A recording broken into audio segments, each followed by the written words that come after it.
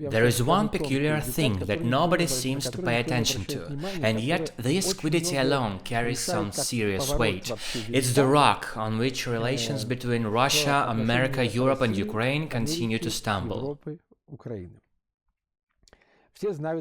Everybody's heard of that phenomenon called anti-Americanism, and yet no one has really gauged just how far it's developed in Europe over the past 80 years, ever since Americans saved Western Europe from the Nazis, driving them out of France and other lands.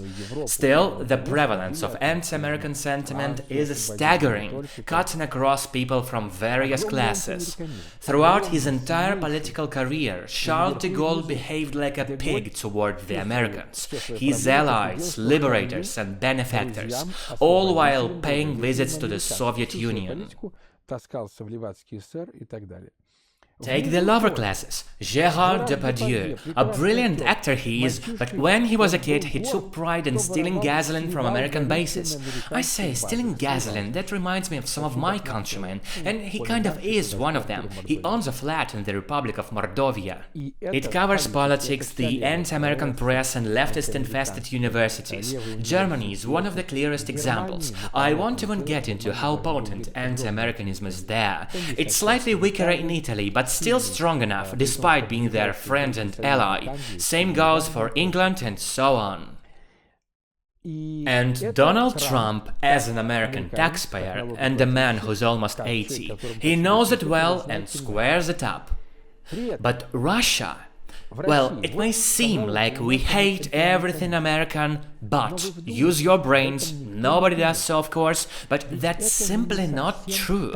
I mean, there is no deep-rooted anti-Americanism in Russia.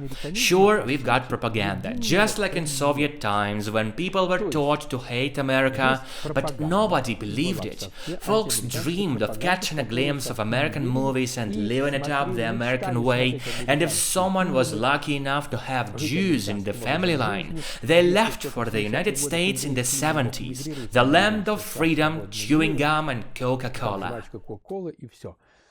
America is a dream, their cinema, their cars, their way of life, and these days, let's be honest, there is nothing truly anti-American here, just a smidgen of propaganda to keep the sheeple quiet. But just think, with one phone call, Trump flips the whole narrative upside down, propaganda does a full backflip, Trump is our friend, Americans are great, and so on, and this spoonerism will continue, wagging its tail like a trained pooch.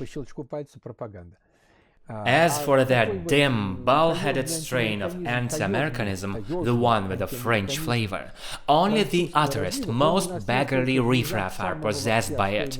Aside from them, we like Americans just fine, and that's how it should be. Plenty of our officials did, and maybe still do, own property across the pond. Their children studied there, their wives and mistresses are also living there, and these are high-ranking gentry. Every actor, every book writer, all of them are dying to tour the States and land a mansion in Miami or Los Angeles. But in Ukraine, the majority of their loutish yokels can't stand Trump because he has the goal to push for peace and save human lives. He's not like Biden, who just dawdled around babbling about their greatness. What greatness? They've got nothing but disgrace, dictatorship and 10 million people who've fled. Yet still, they hate Americans. So, there is strong anti-Americanism in Western Europe, same goes for Ukraine, but here in Russia, it's practically non-existent. The guy calling himself our president even sent Trump a portrait and praise for his health. And when Mr. Wittkov, the special envoy, arrived, every church and synagogue flung its doors open. He was welcomed and showered with gifts. That's it. No hard anti-American feelings here, especially not among the intellectuals. The wealthy and well-to-do don't have a whiff of animosity, and they're the ones who make the rules. So there it is. Do consider this fact, because it's the one that's often neglected.